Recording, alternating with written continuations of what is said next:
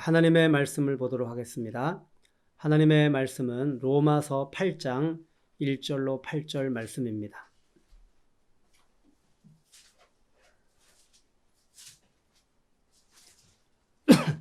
로마서 8장 1절로 8절 말씀입니다.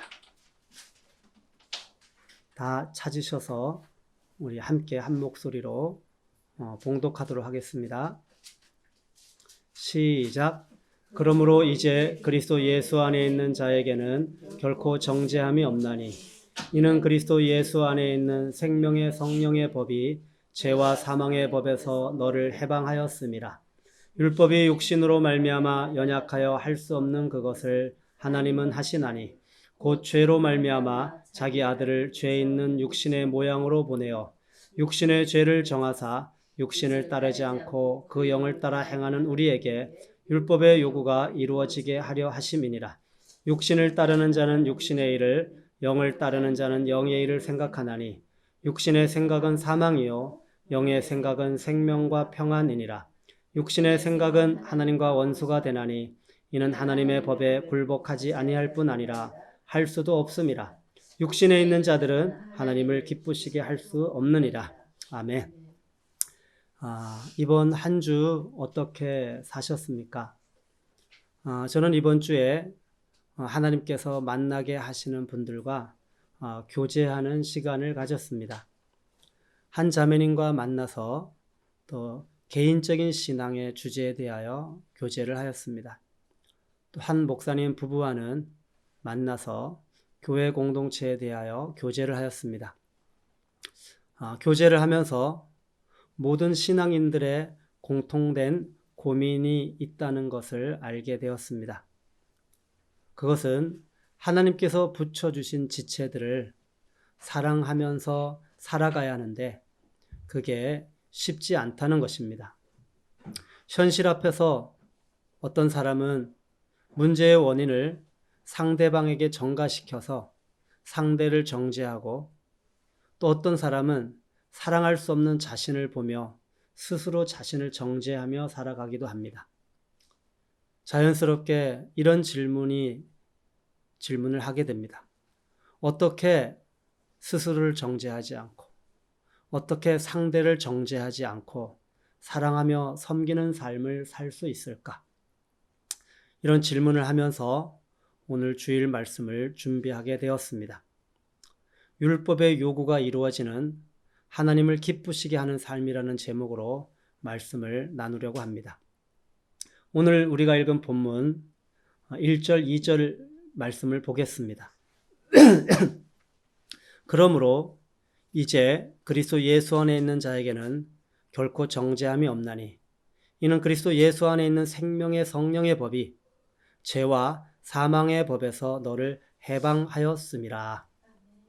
정죄함이 없나니 이 정죄라고 하는 이 단어는 지식백과에서 보면 의롭다고 선언함이라는 뜻의 칭의의 반대 개념인 죄인으로 규정을 합니다. 다시 말하면 정죄는 죄가 있다고 공식적으로 선언한다는 뜻입니다. 자신을 정죄하면 나는 죄가 있는 사람이야. 또 다른 사람을 정죄하면 저 사람은 죄가 있는 사람이야. 이런 의미인 것이죠. 그래서 이 정죄는 하나님과의 관계에서 언급이 됩니다. 신명기 25장 1절에 보면 사람들 사이에 시비가 생겨 재판을 청하면, 다시 말하면 서로 옳다고 생각하고 서로를 정죄하는 거죠. 그런 사람들을 데려다가 재판을 해야 되는데 이때 재판장은 그들을 재판하여서 의인은 의롭다고 하고 악인은 정죄하라는 것이죠. 정죄하라는 거예요. 악인은 죄가 있다고. 가룟 유다가 예수를 팔고 범죄하였을 때 스스로 정죄함을 받았습니다. 그때에 예수를 판 유다가 그의 정죄됨을 보고 이렇게 성경은 기록하고 있습니다. 바울은 이 정죄라는 그 의미를 아예 아담이 첫 번째 타락했을 때, 범죄하였을 때 그런 상황으로 끌고 가서 이야기를 합니다. 아담의 범죄로 말미암아 모든 인류가 정죄에 이르렀다고 이렇게 이야기합니다. 한 사람으로 말미암아 정죄에 이르렀으나 이 한 사람은 아담이죠. 하나님은 우리가 상대를 정죄하지 않고 또 스스로를 정죄하지 않는 삶을 살기를 원합니다. 부활하신 예수님께서 제자들을 찾아가셔서 너희들이 정죄함을 받고 있는데, 스스로 정죄함을 받고 있는데 왜 그런지 알아? 믿지 않았기 때문에 정죄함을 받는 거야. 믿으면 정죄함을 받지 않아. 그러면서 믿지 않는 사람은 정죄를 받을 거야. 이렇게 주님이 말씀해 주셨습니다. 구약의 욥은 스스로가 의롭다고 생각을 했어요. 그런데 그 하나님 앞에서 그는 이렇게 고백을 합니다. 스스로 의롭다고 하는 사람도 결국은 정죄함을 당한다. 내가 정죄하심을 당할진대 어찌 헛되이 수고하겠느냐. 땅에 사는 죄인으로서는 그 누구도 정죄에서 자유로울 수가 없다는 것을 알게 됩니다. 사랑하는 성도 여러분, 정죄에서 자유로울 인생은 이 땅에 아무도 없습니다. 그러면 사람은 언제 정죄함을 느끼게 됩니까? 바울은 자신의 경험을 말하고 있습니다. 그는 율법을 아는 자였고 그것을 다 지킨다고 생각을 하였습니다. 그런데 알고 보니까 실상은 율법을 지키려고 하지만 지킬 수 없는 자신의 모습을 발견합니다. 사랑하는 성도 여러분, 우리 마음 안에 원하는 것이 있지 않습니까? 원하는 것. 하나님의 법을 지키고 싶은 마음이 있습니다. 사람을 사랑하고 싶은 마음이 있습니다. 개인적으로 원하는 겁니다. 또 공동체에 원하는 것이 있습니다. 이 사랑의 결과는 서로 섬기는 거죠. 연합이죠. 이런 것을 원합니다.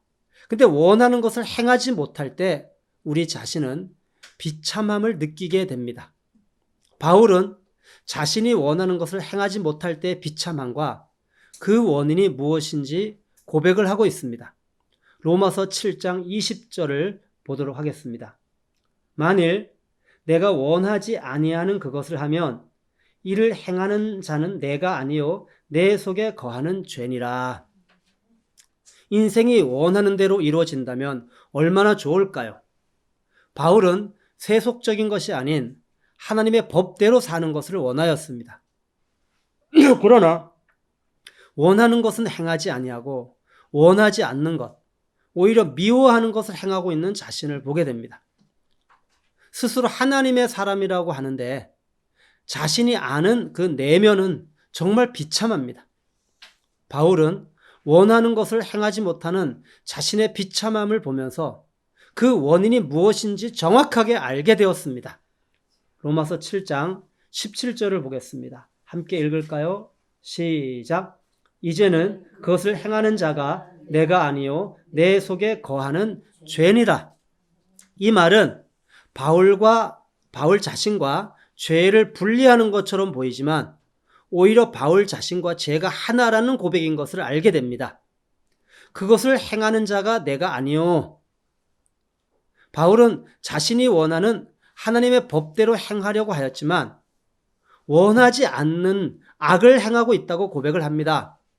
선을 원합니다. 선을 원하는 나, 악을 행하는 나.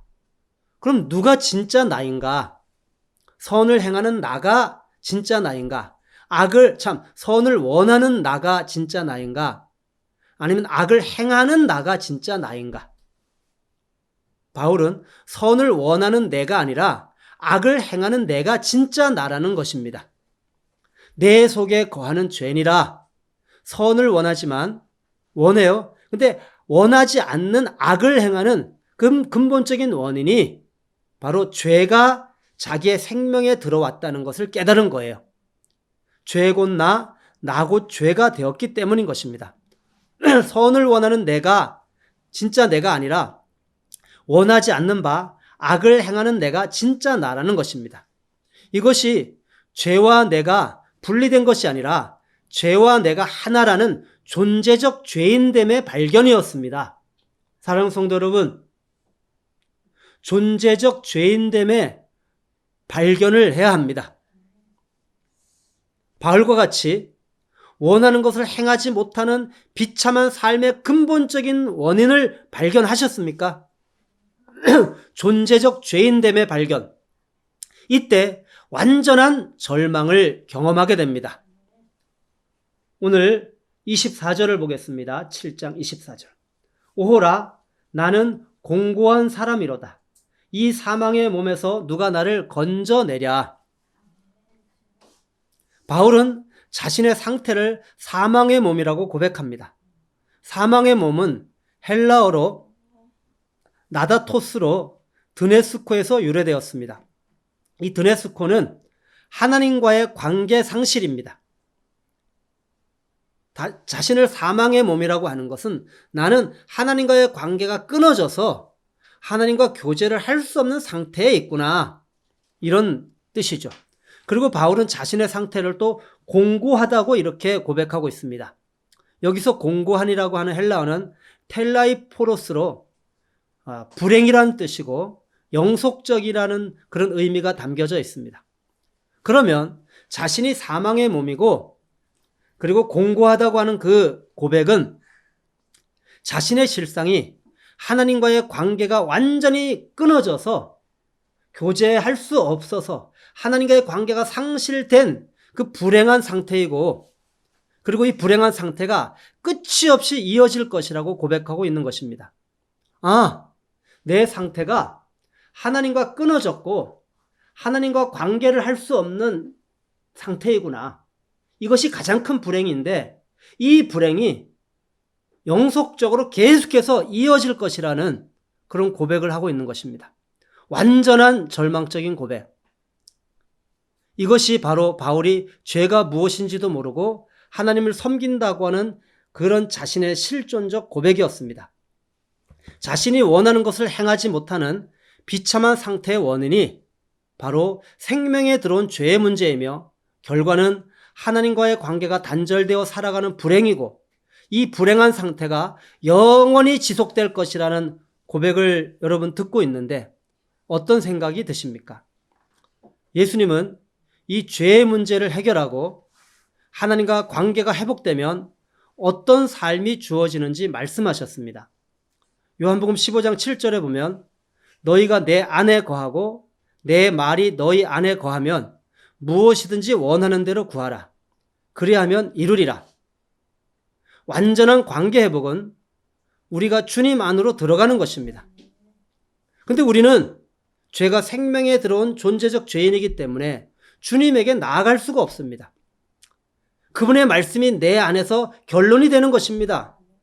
그런데 하나님의 진리의 말씀이 내 안에서 이루어질 수가 없습니다. 생명의 죄가 들어온 상태로는. 여러분, 완전한 관계 회복, 주님 안으로 들어가 그분의 말씀이 내 안에 결론이 되어지는 이때 하나님의 원함이 나의 원함이 되어 원하는 바 선을 행하게 됩니다. 에베소서 2장 10절에 보면 우리는 그가 만드신 바라 그리스도 예수 안에서 선한 일을 위하여 지으심을 받은 자니 이 일은 하나님이 전에 예비하사 우리로 그 가운데서 행하게 하려 하심이니라. 바울과 같이 원하는 것을 행하지 못하는 비참한 삶의 근본적인 원인을 발견하여야 합니다. 사랑하는 성도 여러분, 이웃을 사랑하기를 원하십니까? 하나님의 말씀대로 살기를 원하십니까? 다른 길이 없습니다. 먼저 바울과 같이 그 원하는 것을 그런데 할 수 없는 나, 행하지 못하는 비참한 삶의 근본적인 원인을 발견해야 됩니다. 내 속에 거하는 죄니라. 이 고백의 의미가 무엇인지 알아야 합니다. 존재적 죄인됨의 발견을 하여야 합니다. 악을 행하는 내가 진짜구나. 죄가 생명에 들어와서 죄 곧 나 곧 죄, 죄와 내가 분리되어 있는 것이 아니구나. 존재적 죄인됨의 그런 실상을 발견해야 됩니다. 두 번째, 바울은 또 한 가지 사실을 발견했습니다. 21절입니다. 함께 읽을까요? 7장 21절 시작. 그러므로 내가 한 법을 깨달았노니 곧 선을 행하기 원하는 나에게 악이 함께 있는 것이로다. 다시요. 시작. 그러므로 내가 한 법을 깨달았노니 곧 선을 행하기 원하는 나에게 악이 함께 있는 것이로다. 죄가 무엇입니까? 우리가 저항함으로써 능히 피할 수 있는 것입니까? 죄를 이기기 위해서 우리의 최선의 노력이면 가능할까요? 죄의 유혹을 물리치기 위한 인간의 투쟁은 정말 놀라울 정도입니다. 그런데 바울은 이것은 절대 불가능한 일이라는 것을 알게 된 것입니다. 왜냐하면 죄가 법이라는 사실을 깨닫게 되었기 때문입니다. 사랑하는 성도 여러분, 죄를 법으로 보아야 합니다. 죄를 이기는 길은 내가 죄를 이기기 원한다거나 내가 죄를 원치 않아 이런다고 죄를 이기거나 죄와 상관없는 삶을 사는 것이 아닙니다. 바울은 죄인이 이 법과 싸우는 것이 얼마나 무익한 것인지 죄가 법이라는 사실을 발견하고 모든 사람들이 이 사실을 자기처럼 동일하게 발견하기를 원하였던 것입니다. 지구에는 중력이 있습니다. 이 중력은 시간적으로 항상 존재하고 장소적으로 지구 어디에서나 힘으로 나타납니다. 이런 중력의 현상을 법칙이라고 합니다.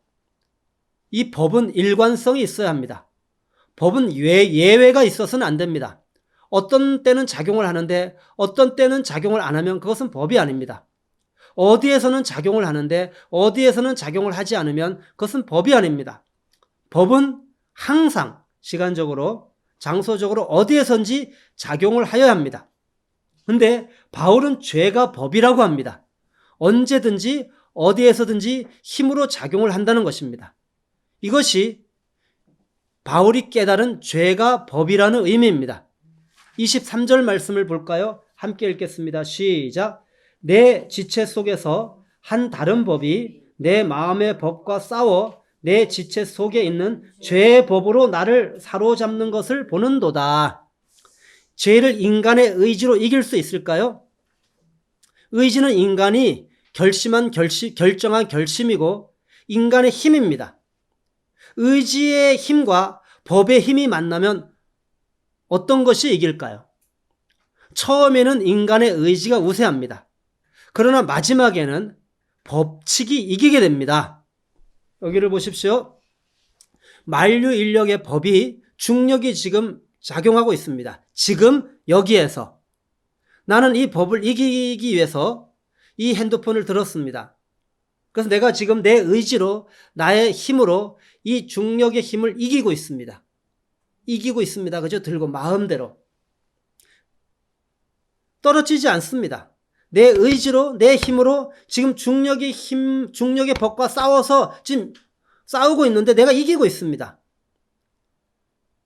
그럼 여러분에게 묻겠습니다. 시간이 흘러가도 계속 이길 수 있을까요? 계속 이 법을 내 의지의 힘으로 이길 수 있을까요? 아니, 우리는 놓게 됩니다. 왠지 아십니까? 내 의지가 원해도 이 법을 이길 수 없기 때문입니다. 내 의지로 법을 이기는 것 같지만 이기는 것이 아닙니다. 여기서 우리가 속는 것입니다. 시간이 흘러가면서 의지는 힘을 잃게 되고 결국은 법에 굴복하게 됩니다. 법을 이기려는 인간의 의지는 반드시 실패하게 됩니다. 바울의 외침을 들어보십시오. 21절에 그러므로 내가 한 법을 깨달았노니 어떤 법입니까? 23절 죄의 법으로 나를 사로잡는 것을 보는도다. 따라해 볼까요? 죄의 법으로 나를 사로잡는 것을 보는도다. 바울은 인간의 의지로 죄를 이겨보려고 하였지만 죄를 이길 수 없다고 결론을 내렸습니다. 왜냐하면 죄가 법이라는 사실을 깨달았기 때문입니다. 바울은 죄의 법을 이기려는 인간의 그 의지가 얼마나 연약하고 얼마나 무능한 것인지를 말하고 있는 것입니다. 사랑하는 성도 여러분, 바울과 같이 죄가 법이라는 사실을 깨달아야 합니다. 인간의 의지로는 그 힘으로는 죄의 법을 결코 이길 수 없다는 사실을 깨달아야 합니다. 왜 죄의 유혹을 물리치려고 자신들의 최선을 기울입니까? 왜 죄를 이기기 위해서 많은 노력을 하는 것입니까? 왜 죄의 유혹을 물리치는 투쟁에 사력을 다하는 것입니까? 죄가 법이라는 사실에 대하여 무지하기 때문입니다. 사랑하는 성도 여러분, 바울과 같이 죄가 법이라는 사실을 깨달아야 합니다. 죄가 법이라는 사실을 깨닫게 되었다면 이제 어떻게 하여야 합니까? 죄를 이기려는 최선, 노력, 투쟁을 멈추고 이렇게 고백하여야 합니다. 주님, 저는 이제 제 힘으로는 아무것도 다시 하려고 하지 않겠습니다. 저의 의지의 힘으로 죄를 이기려고 하는 노력을 중단하겠습니다. 왜냐하면 죄의 법을 이기는 어떤 근거도 나에게 없기 때문입니다. 단지 내가 할 수 있는 것은 주를 바라보는 것뿐입니다. 민수기 28장 8절로 9절에 여호와께서 모세에게 이르시되 불뱀을 만들어 장대 위에 매달아라. 물린 자마다 그것을 보면 살리라. 모세가 놋뱀을 만들어 장대 위에 다니 뱀에게 물린 자가 놋뱀을 쳐다본 즉 모두 살더라. 불뱀에 물렸습니다. 이제 죽음이 찾아옵니다. 어떻게 해야 할까요? 해결할 수 있는 방법이 없습니다. 이때 주를 바라보라는 것입니다. 놋뱀을 만들어 장대에 달고 그것을 바라보라는 것입니다. 이 말씀이 신약에서 예수님께서 그게 무슨 의미인지 말씀해 주셨습니다. 요한복음 3장 14, 15, 16절 모세가 광야에서 뱀을 든 것 같이 인자도 들려야 하리니 이는 그를 믿는 자마다 영생을 얻게 하려 하심이니라. 하나님이 세상을 이처럼 사랑하사 독생자를 주셨으니 이는 그를 믿는 자마다 멸망치 않고 영생을 얻게 하려 하심이니라. 광야에서 놋뱀에 물린 그런 이스라엘 백성들의 상태는 죄가 생명에 들어와 죄 곧 나고 죄가 되어 존재적 죄인으로서 살아가는 죄인의 상태를 말합니다.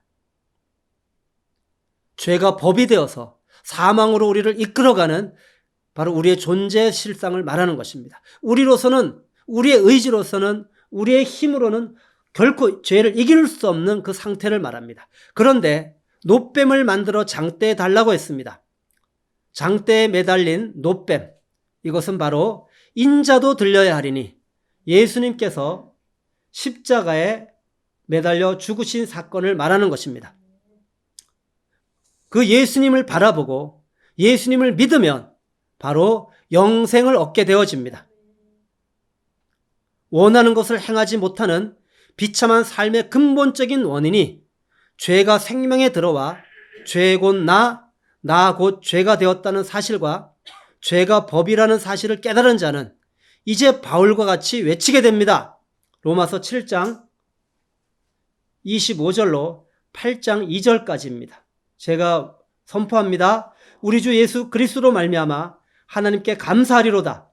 그런즉 내 자신이 마음으로는 하나님의 법을 육신으로는 죄의 법을 섬기노라. 그러므로 이제 그리스도 예수 안에 있는 자에게는 결코 정죄함이 없나니 이는 그리스도 예수 안에 있는 생명의 성령의 법이 죄와 사망의 법에서 너를 해방하였음이라.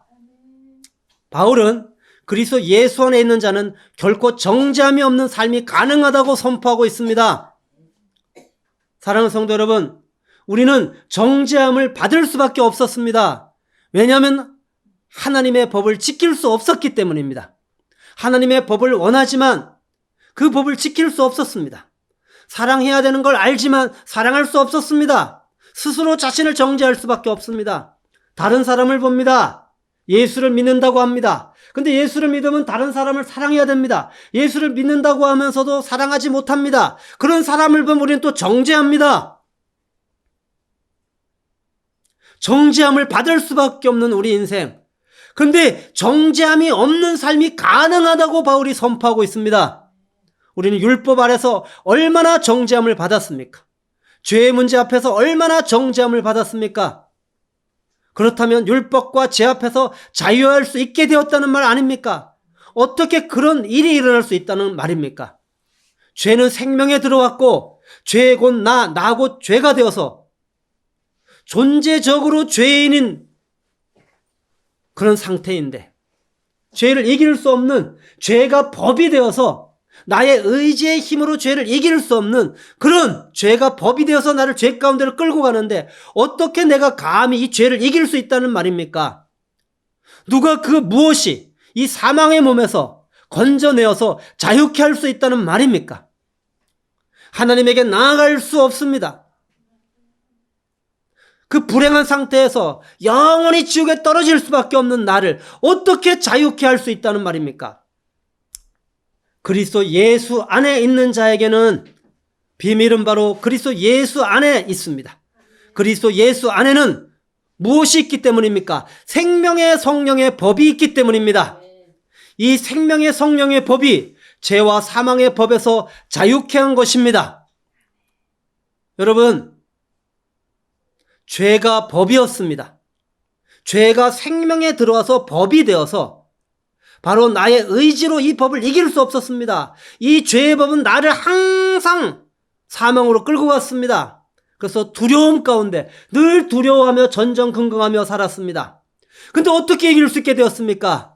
이 죄가 생명에 들어온 존재적 죄인이 바로 예수님께서 십자가에 죽으실 때 이 존재적 죄인이 예수와 함께 죽고 예수님이 십자가의 죽음 이후에 사망에 들어가셨고 바로 사망에서 3일 만에 다시 부활하심으로 말미암아 그것을 믿음으로 우리에게 새 생명이 주어진 것입니다.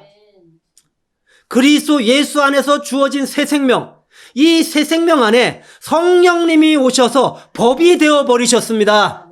생명의 성령의 법. 할렐루야. 죄와 무관한 하늘 아버지의 아들로 주어진 거룩한 생명. 이 생명은 하나님의 아들 예수 그리스도의 생명입니다. 이 예수 안에 있는 하나님의 아들의 생명 안에 성령께서 오셔서 새로운 법이 되어버렸습니다. 이 법은 새로운 법입니다. 땅에 속한 죄의 법의 효력을 무력화시킵니다. 할렐루야. 땅에 속한 죄의 법 아래서 나를 죄로 이끌어가던 나를 이 십자가에 죽었고 그리고 새로운 생명이 주어졌고 이 생명에 성령이 오셔서 법이 되어버렸습니다. 이 생명의 성령의 법이 죄와 사망의 법에서 나를 자유케 하였습니다. 이 생명의 성령의 법이 바로 죄와 사망의 법에 이끌려서 하나님의 법을 지킬 수 없고 사랑할 수 없었던 그래서 정죄함을 받을 수밖에 없었던 나를 바로 이제는 사랑하게 되었고 할렐루야 정죄함이 없는 그런 놀라운 은혜 가운데 거할 수 있도록 이 나를 은혜 안으로 이끌어간다는 것입니다. 나를 진리로 이끌어간다는 것입니다. 놀라운 일이 우리에게 벌어진 것입니다. 사랑하는 성도 여러분, 새 생명은 그리스도 예수 안에서만 살아가는 생명입니다. 성령의 법은 그리스도 예수 안에서만 효력이 있는 법입니다. 그리스도 예수 밖에서는 이 생명은 무능하며 성령의 법은 효력을 발휘하지 않습니다. 정죄함 없는 삶, 참 자유한 삶, 오직 그리스도 예수 안에서 주어지는 삶입니다. 바울은 그리스도 예수 안에서라는 표현으로 그의 서신을 도배를 하고 있습니다. 왜냐하면 그리스도인의 삶은 정죄함 없는 삶은 하나님의 법을 지키는 삶은 사랑하는 삶은 예수 안에서만 가능하기 때문입니다. 요한복음 15장 5절 6절 나는 포도나무요 너희는 가지라. 그가 내 안에 내가 그 안에 거하면 사람이 열매를 많이 맺나니 나를 떠나서는 너희가 아무것도 할 수 없음이라. 사람이 내 안에 거하지 아니하면 가지처럼 밖에 버려져 마르나니 사람들이 그것을 모아다가 불에 던져 사르느니라. 안디옥 교회 성도들을 불신자들이 그리스도인이라고 불렀습니다. 왜 그렇게 불렀을까요? 예수 그리스도 안에 거하는 삶을 살았기 때문입니다. 그리스도 안에 거하면 생각, 말, 행동이 그리스도와 같은 모습으로 드러납니다. 어떻게 그리스도 안에 거할 수 있습니까? 바울과 같이 고백을 하여야 합니다. 갈라디아서 2장 19절 20절 내가 율법으로 말미암아 율법에 대하여 죽었나니 이는 하나님에 대하여 살려 함이라. 내가 그리스도와 함께 십자가에 못 박혔나니 죄의 법 아래서 죄가 생명에 들어온 존재적 죄인으로서 사망에 이끌려 살아가던 비참한 내가 예수와 함께 죽었다는 것입니다. 그리스도 안에 거하는 것은 먼저 그리스도의 죽음 안으로 들어가야 합니다. 그리스도의 죽음 안에 들어가야 합니다. 그 다음에 그런즉 이제는 내가 사는 것이 아니요 오직 내 안에 그리스도께서 사시는 것이라. 내 안에 그리스도의 생명이 주어졌고 내 안에 성령이 오셔서 성령이 새로운 법이 되셨다는 사실을 받아들이는 것입니다. 이제는 그리스도의 생명 안으로 들어가는 것입니다. 그 다음에 이제 내가 육체 가운데 사는 것은 나를 사랑하사 나를 위하여 자기 자신을 버리신 하나님의 아들을 믿는 믿음 안에서 사는 것이라. 이 모든 일을 행하신 주님이 바로 나를 사랑하셔서 이 일을 행하셨다는 사실을 믿는 것입니다. 그것을 믿는 것입니다. 이것이 그리스도 안에 거하는 비밀입니다. 분명 육체 가운데 내가 살지만 내 안에 그리스도가 사는 비밀입니다. 나는 이삭과 같이 약속의 자녀입니다. 바울은 갈라디아 교회 성도들에게 분명하게 말하고 있습니다. 여종과 그 아들을 내어 쫓으라. 여종의 아들이 자유 있는 여자의 아들과 더불어 유업을 얻지 못하기 때문이다. 바울은 단호히 선포합니다. 형제들아, 우리는 여종의 자녀가 아니요 자유 있는 여자의 자녀니라. 자유 있는 여자의 자녀니라. 그리스도 예수 안에 있는 생명의 성령의 법이 죄와 사망의 법에서 자유케 하였습니다. 더 이상 정죄함이 없는 생명이 주어졌습니다. 이제는 죄와 사망의 법에 질질 끌려다니면서 정죄함을 받을 필요가 없습니다. 왜냐하면 자유가 주어졌기 때문입니다. 예수 그리스도 안에 있는 자유 말입니다. 이제 이 자유로 무엇을 하여야 할까요? 여러분, 이 자유가 여러분에게 주어졌습니다. 무엇을 하고 싶으십니까? 율법에 묶여 죄의 법 아래 종노로 타였다면 이제는 율법의 완성인 하나님을 사랑하고 이웃을 사랑하는 삶을 살아야 합니다. 사랑하지 아니하는 자는 사망에 머물러 있느니라. 죄와 사망의 법에서 해방시키시면서 생명의 성령의 법 안에서 하나님이 주신 자유는 사랑하는 자유입니다. 따라 하실까요? 하나님이 주신 자유는 다 함께요. 하나님이 주신 자유는 사랑하는 자유이다. 정죄함 없는 생명의 특징은 사랑하는 삶입니다. 사랑하십시오. 오늘도 사랑하십시오. 더 사랑하십시오. 마음껏 사랑하십시오. 원 없이 사랑하십시오. 여러분, 우리가 그리스도인이 되었음에도 불구하고 스스로 정죄함을 받을 때가 언제이지 아십니까? 그것은 사랑하여야 한다는 것을 알면서도 사랑하지 못할 때입니다. 정죄함을 받지 않고 정죄하지도 않는 참 자유의 삶을 사는 것은 바로 사랑하는 삶입니다. 여러분, 이것이 율법의 요구가 이루어지는 삶입니다. 어떻게 이런 율법의 요구가 이루어지는 삶을 살 수 있습니까? 그리스도 안에 거하는 것입니다. 그리스도의 죽음에 들어가는 것입니다. 그리스도의 생명 안으로 들어가는 것입니다. 그리고 이제 로마서 8장 말씀을 읽어볼까요? 육신을 따르지 않고 그 영을 따라 행하는 우리에게 율법의 요구가 이루어지게 하려 하심이니라. 율법의 요구는 사랑하는 삶입니다. 그런데 십자가 복음으로 그것이 가능하게 되었다고 선포하고 있습니다. 사랑하는 삶을 가능하게 한 십자가 복음을 붙들고 성령을 따라 차별 없이 사랑하라고 외치는 것입니다. 하나님께서 당신의 백성들에게 요구하는 것이 있습니다. 그것은 율법의 요구입니다. 율법은 거룩하고 의로우며 선합니다. 구약의 율법은 신약에서 새 계명으로 완성되어졌습니다. 예수님이 말씀하신 율법이 요구하는 삶은 새 계명, 사랑하는 삶입니다. 옛사람의 생명으로는 사랑할 수 없었습니다. 하나님을 사랑한다고 하면서 형제를 사랑할 수 없는 나, 내 마음에 드는 사람은 사랑하는데 내 마음에 들지 않는 사람은 사랑하지 못하는 자신을 보면서 지독히도 자기를 사랑하는 죄된 나를 발견할 뿐이었습니다. 율법의 요구 앞에 사랑할 수 없는 나를 보며 사람들 앞에서 외식을 하여야 했습니다. 외식하는 나를 스스로 정죄하여야 합니다. 근데 바울의 외침이 들려옵니다. 율법의 요구가 이루어지게 하려 하심이라. 율법의 요구가 이루어지는 삶이 가능하다니 어떻게 그런 일이 일어날 수 있다는 말입니까? 율법의 요구가 이루어지는 삶은 육신이 연약하여 할 수가 없습니다. 근데 하나님이 일을 하신다고 합니다. 죄 없는 당신의 아들을 죄 있는 육신의 모양으로 보내셔서 십자가에 내가 되어 죽게 하신 것입니다. 당신의 아들을 율법의 요구를 이룰 수 없는 지독히도 자기를 사랑하는 병든 자를 위한 대속의 죽음으로 내어놓으셨습니다. 이것이 율법의 요구를 이루기 위해서 하나님이 하신 일입니다. 그리고 예수의 죽음에 들어가는 자, 그리고 예수의 생명에 들어가는 자, 그리고 이 생명 안에 성령이 오셔서 법이 되어버리는 이 놀라운 사실을 믿음으로 받아들이는 자, 그런 사람은 율법이 요구하는 삶, 사랑하는 삶을 살기 위해서는 나로서는 불가능한 것을 인정하고 십자가의 죽음에 날마다 바울과 같이 참여합니다. 그리고 이제 육신을 따르지 않고 영을 따라 행합니다. 성령께서 법이 되어서 나를 진리로 이끌어 가신다는 사실을 발견하고 영을 따라 행합니다.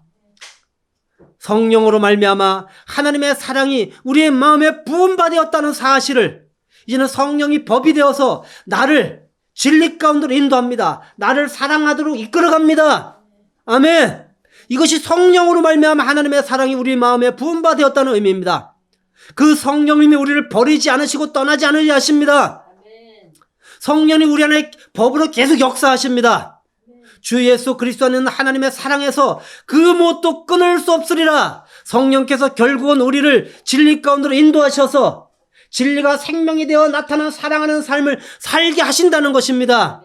법이 되어서 사랑으로 나를 이끌어 가신다는 것입니다. 이 사랑에서 누구도 끊을 수 없다는 것입니다.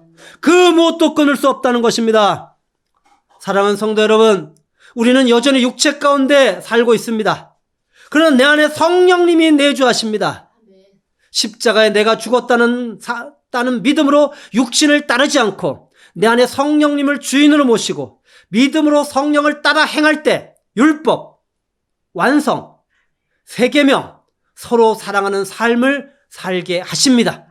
형제를 차별 없이 사랑하는 것이 마땅한 삶, 이것이 율법의 요구가 이루어지는 삶을 사는 세계명에 순종하는 사랑하는 자들의 모습입니다. 이것이 십자가의 복음이 가져다준 결과입니다. 이것이 성령이 내 안에 법이 되어서 진리로 나를 이끌어가는 삶의 모습입니다. 율법의 요구인 사랑하는 삶을 가능하게 한 십자가 복음을 붙들고 성령을 따라 차별 없이 사랑하는 삶을 사시기를 바랍니다. 율법의 요구가 이루어지는 사랑하는 삶을 살 때 하나님이 기뻐하십니다. 이제 하나님을 기쁘시게 하지 못하는 삶과 하나님을 기쁘시게 하는 삶에 대하여 구체적으로 바울이 이야기하는 것입니다. 로마서 8장 7절 8절. 육신의 생각은 하나님과 원수가 되나니 이는 하나님의 법에 굴복하지 아니할 뿐 아니라 할 수도 없음이라. 육신에 있는 자들은 하나님을 기쁘시게 할 수 없느니라. 이 땅에 살면서 하나님이 기뻐하시는 사랑하는 삶을 사시기를 원하십니까? 하나님을 기쁘시게 하기를 원하십니까? 에녹은 이 땅에 살면서 하나님을 기쁘시게 하는 자라는 증거를 받았다고 성경은 기록하고 있습니다. 어떻게 하나님을 기쁘시게 할 수 있었을까요? 그것은 믿음이 있으면 하나님을 기쁘시게 하지만 믿음이 없이는 하나님을 기쁘시게 하지 못합니다. 바울은 구체적으로 하나님을 기쁘시게 할 수 없는 자들은 육신에 있는 자들이라고 말을 하고 있습니다. 육신에 있는 자들은 육신을 따르는 자들입니다. 육신을 따른다는 것은 실상은 이 세상의 풍조를 따르고 공중의 권세 잡은 자를 따르는 것입니다.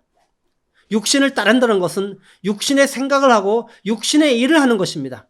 육신의 생각, 곧 육체의 욕심, 세상 풍조를 생각하는 자는 하나님을 기쁘시게 할 수 없습니다. 육신의 생각은 하나님과 원수가 되며 결과는 사망입니다. 육신의 생각은 땅의 것을 마음에 품는 것이고 영의 생각은 위의 것을 마음에 품는 것입니다. 하나님을 기쁘시게 하기 위해서는 위의 것을 생각하고 땅의 것을 생각하지 말아야 합니다. 하나님을 아는 자는 어떻게 합니까? 하나님 아는 것을 대적하여 높아진 것을 다 무너뜨리고 모든 생각을 사로잡아 그리스도에게 복종시킵니다. 땅의 것, 육체의 욕심, 세상 풍조를 마음에 품게 하는 육신의 생각을 끊어버려야 합니다. 그래서 믿음은 생각에서 시작됩니다. 하나님을 기쁘시게 하기 위해서는 영의 생각을 하여야 합니다. 내 속에 하나님의 영, 그리스도의 영, 성령이 거하시면 그리스도의 사람입니다. 영을 따르는 자는 영의 생각을 하고 그 결과 생명과 평안이 주어집니다. 영의 생각은 하나님의 법에 순종하게 합니다. 하나님의 법에 순종하면 하나님이 기뻐하십니다. 하나님의 법은 하나님을 사랑하고 이웃을 내 몸과 같이 사랑하는 새 계명입니다. 하나님의 법, 새 계명을 지키게 하는 것이 생명의 성령의 법입니다. 이 땅에 살면서 에녹과 같이 하나님을 기쁘시게 하는 삶을 살기 원합니다. 그렇다면 내 속에 성령이 거하신다는 사실을 믿음으로 받아들이십시오. 나는 육신에 있지 않고 영에 있습니다. 육체 가운데 있지만 육신을 따르지 않고 영을 따릅니다.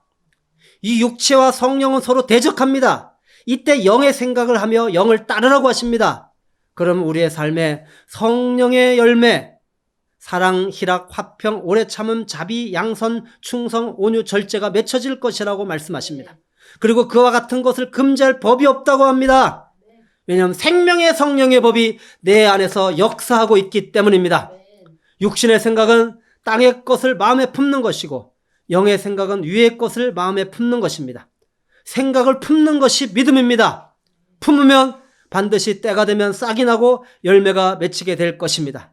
땅의 것, 육체의 욕심, 세상 풍조를 마음에 품게 하는 육신의 생각을 끊어버리고 위의 것을 마음에 품게 하는 성령의 생각으로 하나님의 법에 순종하여 이웃을 내 몸과 같이 사랑하여 하나님을 기쁘시게 하는 증거를 얻는 삶을 사시기를 바랍니다. 이제 말씀을 마치도록 하겠습니다. 하나님이 기뻐하시는 삶은 율법의 요구인 새 계명이 이루어지는 삶입니다. 새 계명은 하나님을 사랑하고 이웃을 사랑하는 것입니다. 하나님을 기쁘시게 하는 삶을 살고 싶으십니까? 오늘 바울이 선포한 복음의 진리를 믿음으로 취하시기 바랍니다. 죄가 생명에 들어와 죄 곧 나 곧 죄가 된 비참한 존재적 죄인됨을 발견하시기 바랍니다. 바울이 깨달은 죄의 법의 비밀을 발견하시기 바랍니다. 그것은 죄와 사망의 법과 생명의 성령의 법의 비밀입니다. 하나님께서 주신 참 자유는 정죄함이 없다는 사실을 깨닫기 바랍니다. 하나님께서 주신 참 자유는 율법의 요구가 이루어지는 사랑하는 자유라는 사실을 발견하시기 바랍니다. 하나님을 기쁘시게 하는 삶은 사랑하는 삶입니다. 하나님을 기쁘시게 하는 삶은 바로 이 복음의 진리를 발견하는 것입니다. 영의 생각을 품는 믿음으로 이루어집니다. 사랑하는 성도 여러분, 하나님을 기쁘시게 하는 삶은 영의 생각을 품는 믿음으로 이루어집니다. 영의 생각을 품기 위하여 바로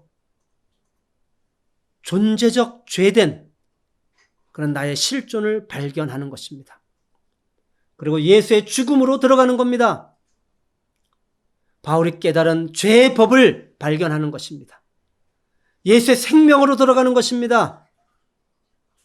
성령님이 내 안에 오셔서 법이 되셨다는 사실입니다.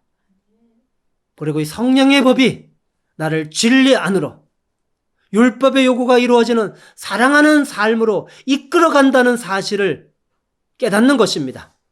바로 이것이 영의 생각을 품는 것입니다. 이 영의 생각을 품을 때 바로 이것이 믿음이고 이 믿음으로 하나님이 기뻐하는 사랑하는 삶을 살게 된다는 것입니다. 이것이 바울이 선포하는 복음의 진리였습니다. 오늘 이 진리를 믿음으로 마음에 취하는 축복이 있기를 바랍니다. 함께 기도하겠습니다. 사랑하는 주님, 선을 원하지만 하나님의 법을 원하지만 하나님을 사랑하고 이웃을 사랑하기를 원하지만 원하지 않는 바 악을 행하는 내 모습을 발견합니다. 이웃을 사랑할 수 없고 하나님을 사랑하지 않고 오직 지독해도 나만을 사랑하는 병든 자의 존재적 죄인됨을 발견합니다. 어찌하여야 할까요, 주님? 그러나 이것을 깨닫는 것이 은혜입니다. 주님, 계속 죄에게 끌려가는 나를 보며 죄가 법이라는 사실을 깨닫게 하시니 감사합니다. 내 의지의 힘으로는 결코 법을 이길 수 없습니다. 일시적으로 이기는 것을 발견하며 그것이 결국은 질 수밖에 없는 실상인데 이기는 것인 줄 착각하고 여전히 나의 의지로 나의 노력으로 나의 최선으로 이겨보려고 몸부림쳤습니다. 그러나 죄가 법이라는 사실을 깨달았습니다. 그래서 주님, 이제는 나는 절망입니다. 완전한 절망입니다. 사망의 몸에서, 이 공고한 나의 상태에서 누가 건져낼 수 있습니까? 하나님과의 관계가 상실되어져서 이 불행한 상태로 영원히 살 수밖에 없는 것이 나의 이 상태인데 누가 나를 건져낼 수 있습니까? 오 주여, 그리스도로 말미암아 예수 안에 있는 자에게는 정죄함이 없나니. 그래서 정죄함을 받았고 다른 사람을 정죄하며 살았는데 이제는 정죄함이 없다고 합니다. 주님, 십자가가 비밀이었습니다. 내가 되어 죽은 십자가. 주님, 죄의 법 아래 끌려갈 수밖에 없었던 나. 주님, 존재적 죄인으로 사망으로 끌려갈 수밖에 없었던 내가 예수와 함께 죽었습니다. 이 사망 안으로 들어갑니다. 예수의 죽음 안으로 들어갑니다. 그리고 주님, 내 안에 예수와 함께 부활할 때 하늘 생명이 주어졌습니다. 아들의 생명이 주어졌습니다. 생명 안으로 들어갑니다. 이 생명 안에 성령이 오셔서 법이 되었습니다. 이 법 안으로 들어갑니다. 주님, 이제는 생명의 성령의 법이 죄와 사망의 법에서 나를 자유케 하였습니다. 이 율법의 요구가 이루어지는 놀라운 일을 십자가의 복음이 이루었습니다. 성령이 내 안에서 법이 되어서 이 일을 이루어 가십니다. 오 주님, 이제 주님, 영의 생각을 품겠습니다.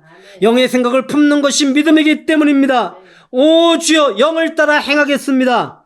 주님, 생명의 성령의 법이 이제 나를 이끌어서 진리 안으로 들어가서 오 주여, 사랑하는 삶, 율법의 요구가 이루어지는 삶, 하나님이 기뻐하시는 삶, 에녹과 같이 하나님을 기쁘시게 하는 삶을 살게 하시는 것을 믿습니다.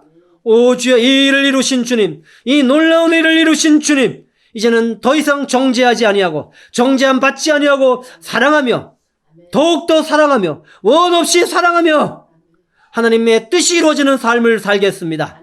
그렇게 행하신 주님을 찬양합니다. 예수님의 이름으로 기도드렸습니다.